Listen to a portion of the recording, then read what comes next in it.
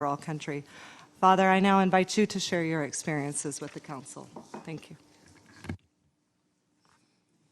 Thank you, Madam President, and all protocol duly respected, for giving me this unique opportunity to address this august assembly. I am most honored and humbled, but delighted to share with you on the deteriorating humanitarian situation in the Anglophone regions of Cameroon. I am a priest and a pastor, and at the same time, the director of CARITAS Bamenda. I would have preferred to be back home providing the badly needed humanitarian assistance to my affected, hungry, starving, stressed, and traumatized people. I am not a politician, but I'm here because of the lives of about 4 million people who are affected by this crisis. Within the context of the ongoing socio-political crisis, ever since it degenerated into an armed conflict in 2017 till date, things are only getting worse. The escalation began in the Anglophone regions in September 2017, when Cameroon security forces used live ammunition on peaceful protesters in protest marches. There have recently been disappearances, and even up to a few days ago, when I flew from Cameroon, corpses have been found in various places in Bamenda. Within the last 10 months, several thousands of civilians have been killed. The disappearance and death of young males is no longer news, and some of those who have been killed are persons with disability or special needs or the aged who cannot run away to safety.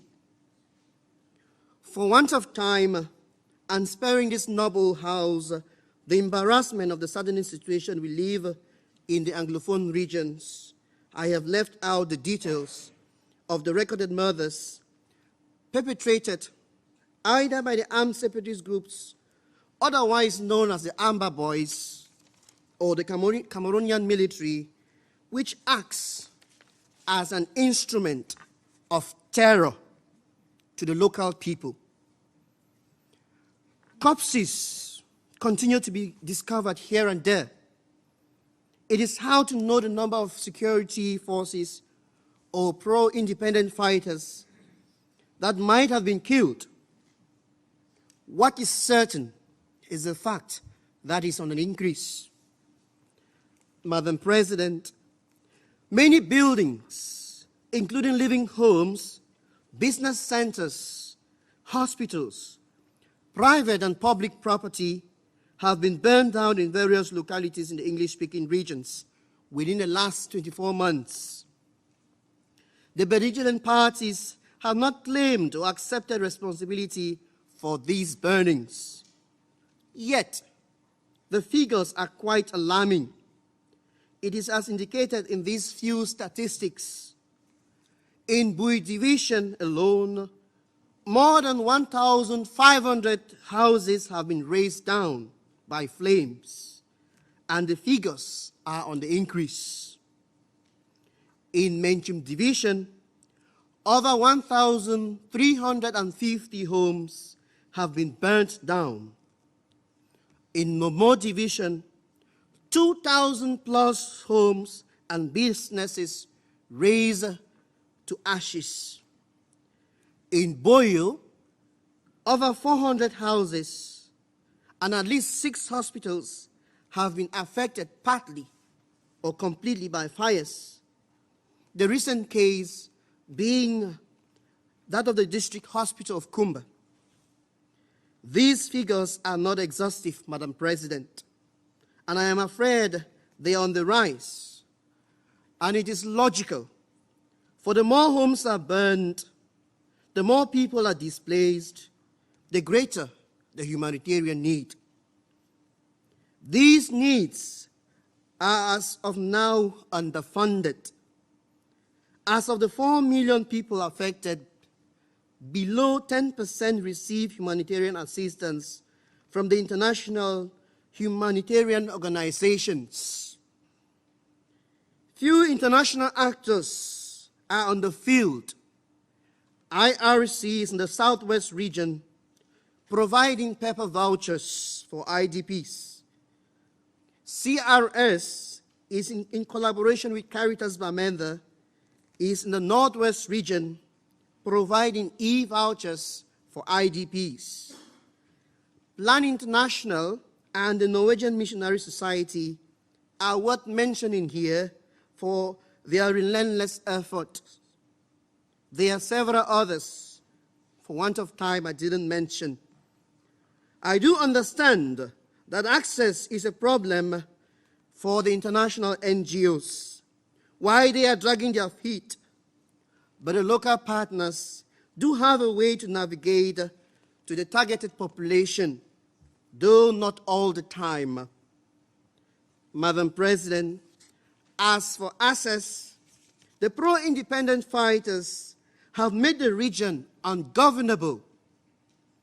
They have kept the roads impassable and grounded economic activities and the education sector, as well as the social life across the English regions, are also stagnant. There has been repeated reports of abductions by the same or other armed groups, and in some cases, reports of torture and demands for ransom.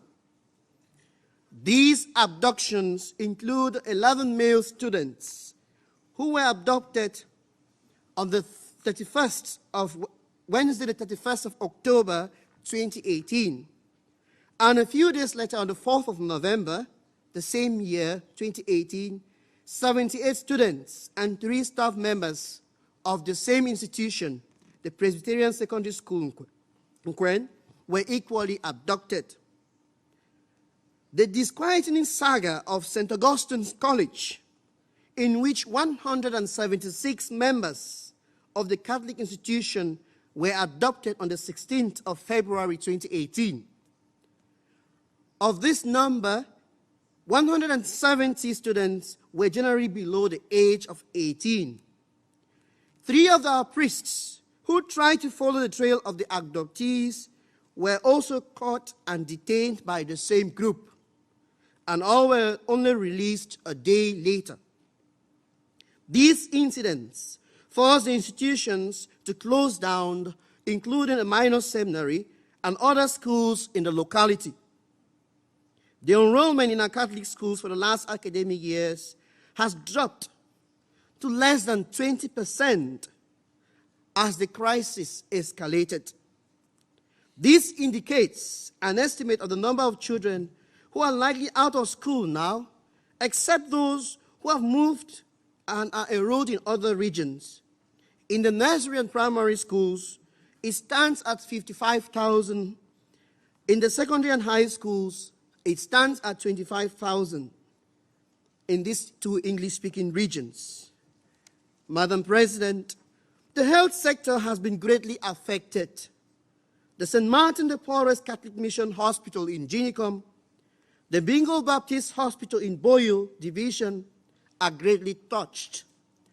Also, the St. Elizabeth General Hospital and Cardiac Center, the only cardiac center in West and Central of Africa, as well as the Banso Baptist Hospital, are not left out in this malaise. And a few others have been hit. Several people are said to have died at home who might have survived if they had access to health facilities. It is hard to imagine how many lives are being lost for the simple reason that patients are not able to move freely. The hospitals have had a tough time getting medications, and or other hospital provisions. Patients that are referred to from these hospitals or to these hospitals often get stuck due to blockages and crossfires. Those from around the area who might manage to find motorbikes to transport them pay huge sums of money to get to the health facilities. They end up not having money to pay for their medication. Health workers have been victims of this crisis. 3 nurses have already been shot dead on their way to or from work, dressed in uniforms.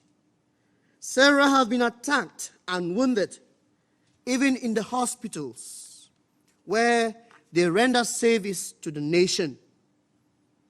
The military have got into health facilities with firearms, supposedly searching for anyone suspected to be a pro-independence fighter undergoing treatment.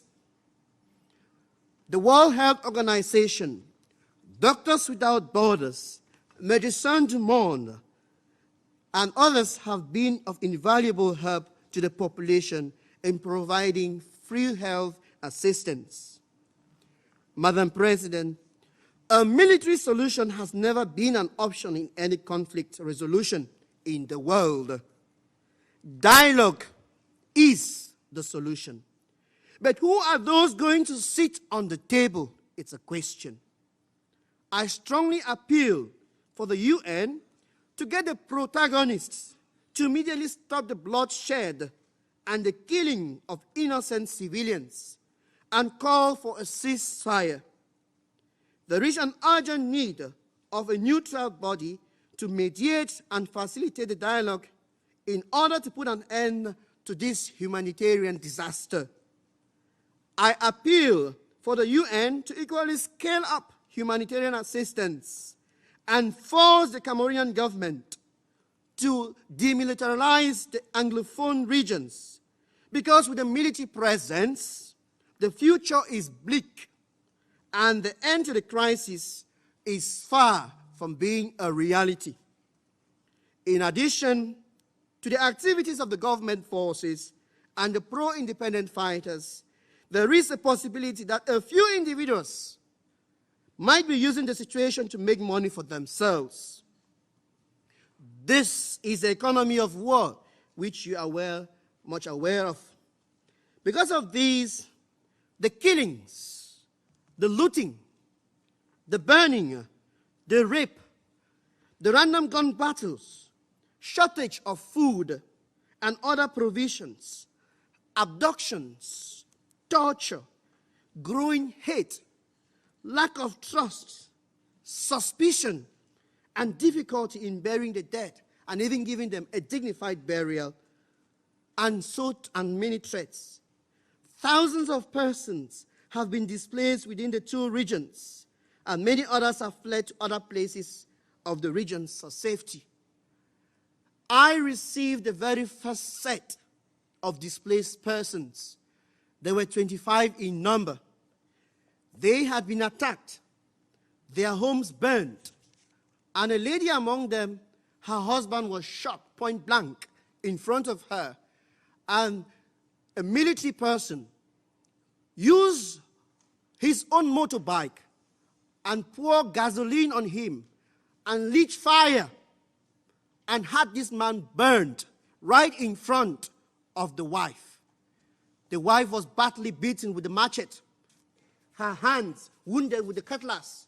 She was beaten in the buttocks with a little baby of 2 years and another one that we're still holding, which was 5 years old. These came to my office. When they shared their experience, I wept at what was going on. Madam President, according to OCHA highlights on the side rep, 4 million people are affected in this. And in this number, 1.4 million are in need. 820,000 people are targeted. 530 are internally displaced persons. 376 are people in need of host communities. And of this number, 330,000 are people in great need. Therefore, as aforementioned, the UN and other international organizations should scale up the humanitarian activities in Cameroon to meet up with the high demands. Madam President, the people of the English-speaking regions in Cameroon are primarily agrarian, with houses burned and seeds lost. And adding to that, the farming season of 2018 was irregular due to the crisis. And so has been this season which just began. And only an estimate of 20% of the population have planted in that area, and which is an area which largely depends on agriculture. Food insecurity, therefore, malnutrition, and associated health challenges are imminent in the near future. I insist, Madam President, that the UN has to scale up its humanitarian operations in these regions, or more lives will be lost. Madam President, our people of these two English regions are suffering a lot. I bear witness to this. I meet them on a daily basis. We are in pain. We are traumatized. We are sandwiched between the Amber Boys and the government security forces. Fear is the order of the day. One cannot talk freely. I speak out the truth because it's a noble thing to do. It is doing a service to my country, even if it means I will be hated and killed. It is better to die with dignity for having told the truth than to live with shame for covering up. Many people live in a state of perpetual uncertainty and fear, not knowing what awaits them. Madam President, the UN can and should take actions to end this senseless bloodshed. There is an urgency to make a roadmap and engage both parties. Look at the root causes and drop the cosmetic solutions. Thank you for your kind attention, and God bless you all. Thank you, Father, for your serious account as well and the impact.